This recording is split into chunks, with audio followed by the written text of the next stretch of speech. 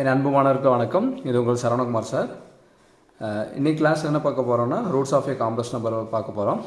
Solve x cube minus 1 = 0. இதே கொஸ்டினை வேறு மாதிரி கூட கேட்கலாம். Find the cube roots of unity. இன்னொன்று வந்து find all the values of 1/1/3. இது எல்லாத்துக்கும் ஒரே ஆன்சர் தாம்மா. இப்போ ஃபஸ்ட் நம்ம வந்து இந்த மெத்தட் எடுத்துக்கிறேன். இது என்ன கொடுத்துருக்காங்கம்மா, எக்ஸ் கியூப் மைனஸ் 1 = 0. சரிங்களா? இந்த -1 நம்ம என்ன பண்ணலாம், இந்த சைடு கொண்டு போனாகும்ப்பா +1 ஆகிடுமா. எக்ஸ் கியூப் ஈக்குவல் டு -1 இங்கே வரும்போது என்னமாகுமோ +1. சரிங்களாம்மா? அடுத்து எக்ஸ் ஈக்குவல் டு இந்த 1 அப்படியே தான் இருக்கும்ப்பா. இந்த 3 இங்கே வரும்போது 1/3 மாறிடும். புரியுதாம்மா? இந்த 3 வந்து இங்கே வரும்போது என்னப்பா மாறிடும், 1/3 மாறிடும்ப்பா. சரிங்களா? இதை பாக்ஸ் பண்ணி வச்சுங்க. இதுக்கப்புறம் தான் நம்ம வந்து என்னென்னா நம்ம வந்து ஒர்க்கிங் ரூல் வந்து அப்ளை பண்ண போகிறோம். ஃபஸ்ட்டு ஸ்டெப்பில் நம்ம என்ன பண்ண போகிறோம், போலார் ஃபார்மில் எழுத போகிறோம். அதாவது கொடுத்தக்கூடிய காம்ப்ளெக்ஸ் வந்து போலார் ஃபார்ம். இப்போ இதில் வந்து என்னென்னா இங்கே 1ன்னு இருக்காமா, இதுக்கு 1க்கு வந்து என்னம்மா போலார் ஃபார்ம் வரும் நம்மளுக்கு, cos 0 + I sin 0. இது நம்ம முன்னாடியே பார்த்துருக்கோம். கரெக்டாப்பா? இந்த 1க்கு வந்து என்னென்னா cos 0 + I sin 0 எழுதுகிறோம்.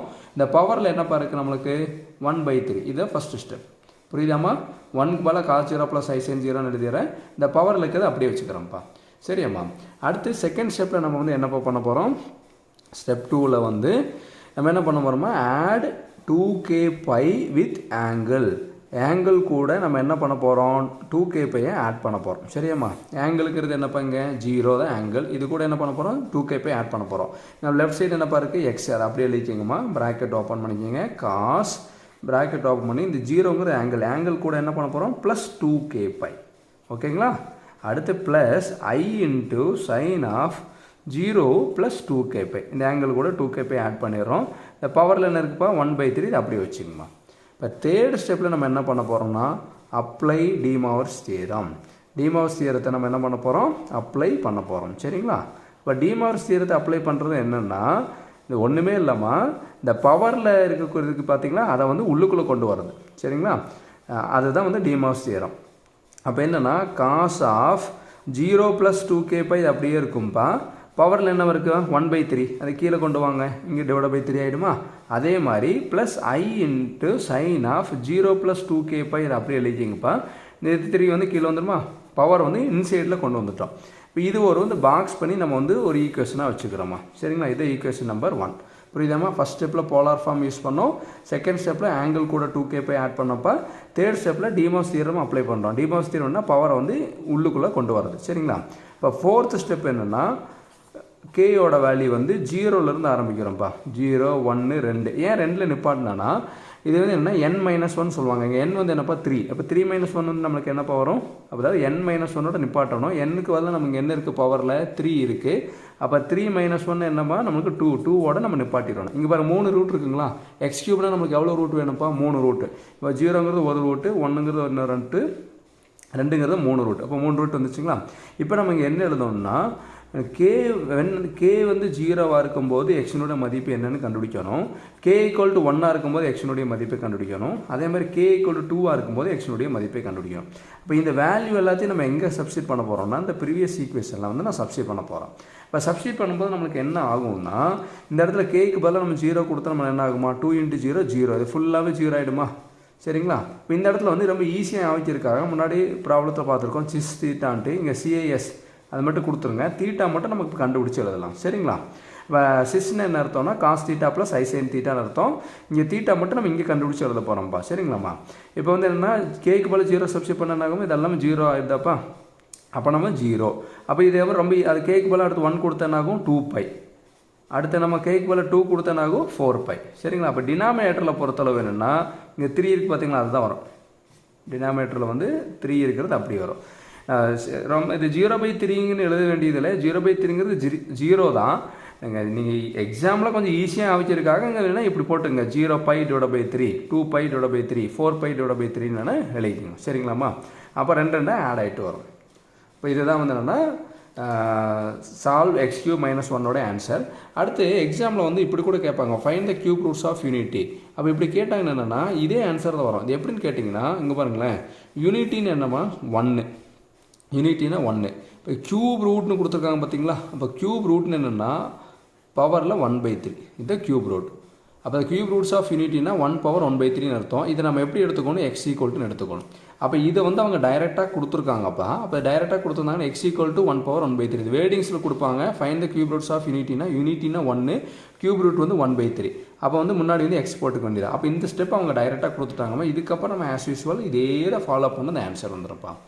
இப்போ அப்படி இல்லைன்னா கொஸ்டின்ஸ் இப்படி கூட கேட்பாங்க. Find all the values of 1/1/3. 1/1/3னா முன்னாடி எக்ஸை மட்டும் ஆட் பண்ண இது பண்ணால் போதுமா? இதை வந்து என்ன எடுத்துக்கலாம், இதை வந்து x ஈக்குவல்ட்டுன்னு எடுத்துக்கலாமா? x ஈக்குவல் டு 1/1/3 எடுத்துகிட்டா இந்த ஸ்டெப் வந்துடுமா? இதுக்கப்புறம் ஆஸ் யூஸ்வல் இந்த ஒர்க்கிங் ரூல் யூஸ் பண்ணி நம்ம சால்வ் பண்ணிடலாம்ப்பா. இப்போ எக்ஸாமில் வந்து 3 விதமாக அந்த கேள்வி வந்து கேட்குறாங்கம்மா.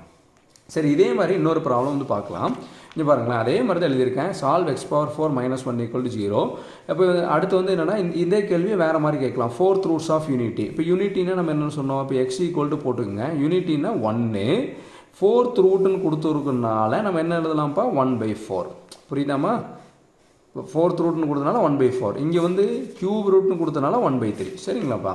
இதே கொஸ்டினை find all the values of 1/1/4 கூட கேட்கலாம். அப்போ இதை வந்து நம்ம என்ன எழுதுறோம், x ஈக்குவல் டு 1/1/4 எழுதுறோம். எல்லாமே இந்த ஸ்டெப் இங்கே எழுதுமா. இப்போ இந்த மாதிரி கொடுத்துருந்தாங்கன்னா சால்வ் x⁴ - 1 = 0னா நம்ம எடுத்து எழுதிடுறோம். இந்த -1 இங்கே கொண்டு வந்தால் நம்மளுக்கு என்ன ஆகும், +1 ஆகிடும். இந்த பவர் 4 இங்கே இருக்கிற பவர் 4 இங்கே போகும்போது என்னமாகும், 1/4 ஆகிடும். அப்போ x ஈக்குவல் டு 1/1/4 நம்ம எழுதிட்டோம்ப்பா.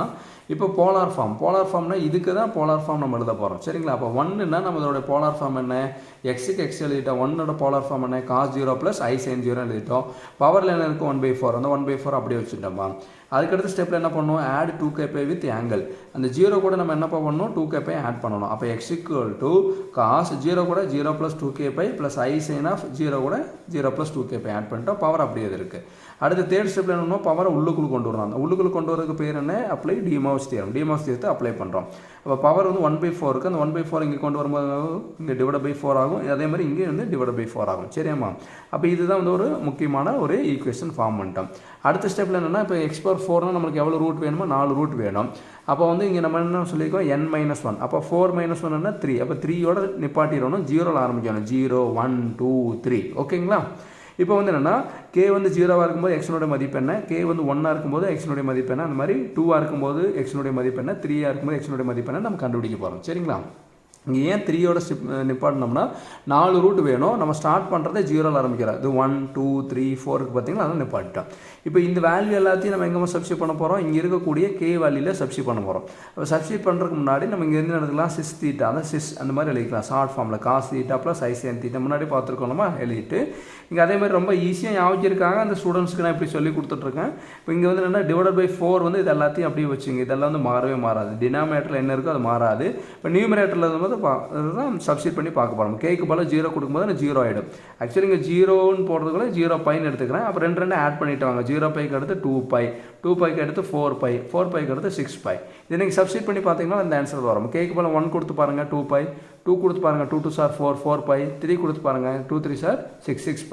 இப்போ ஈஸியாக ஞாபகத்திற்காக இப்போ 0πன்னு கண்டுபிடிச்சிங்கன்னா 0 கூட அடுத்து 2π, 4π, 6π இந்த மாதிரி வந்து இன்க்ரீஸ் பண்ணிட்டு போவாங்க.